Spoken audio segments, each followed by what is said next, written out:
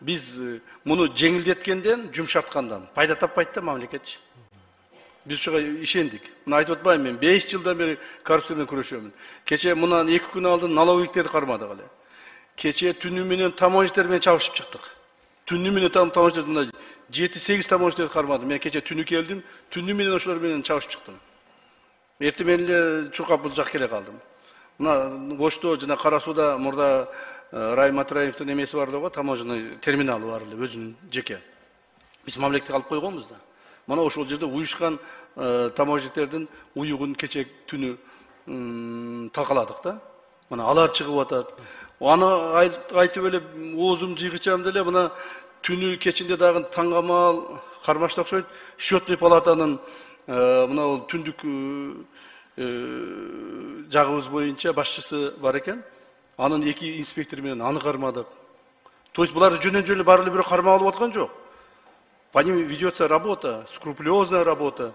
То есть мы должны доказать, когда он получил взятку, каким образом получил. Сейчас, слава богу, техника уже развита.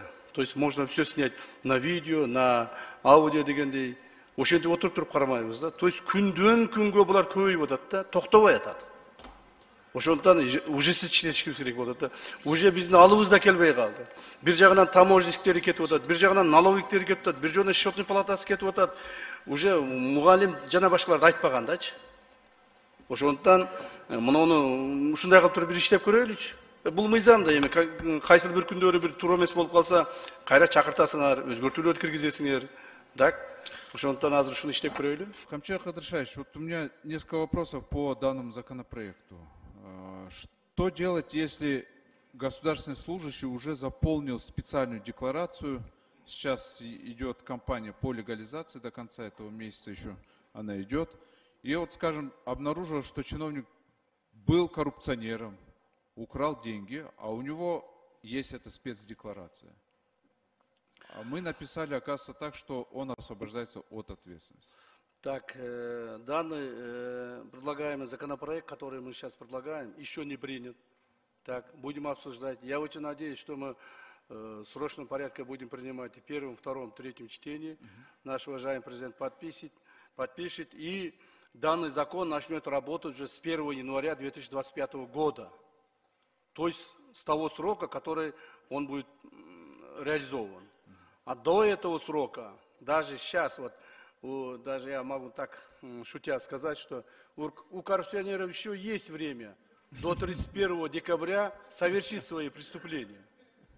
Что они могут еще штрафами освободиться.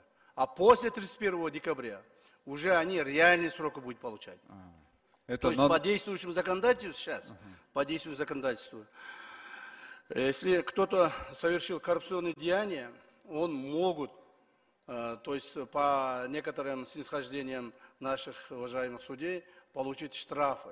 Такие случаи у нас уйма. Вот я сейчас статистику взял, здесь из тех делов, которые по коррупционным делам мы рассматриваем, почти штрафом отделались 80% всех коррупционеров.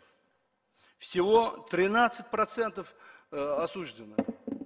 То есть совершать коррупционные деяния стало как бы привычным. Все думают, что, коррупцию совершил, завтра даст штраф, там несколько тысяч, оплачу и обратно буду возвращаться. Теперь этого не будет. Вот именно этого не будет. Теперь реальный срок они будут получать. Теперь все штрафы убираем. Теперь штрафов за коррупционные деяния не будут. Вот именно. Поэтому я очень надеюсь, что декларацию как бы заполнять, декларацию сдавать также до 31 декабря этого года. Коррупция в нашей стране этим годом уйдет. Очень надеюсь. Потому что со следующего года совершать коррупционные деяния действительно будет как бы, с одной стороны трудновато, с другой стороны наказание будет ужесточаться.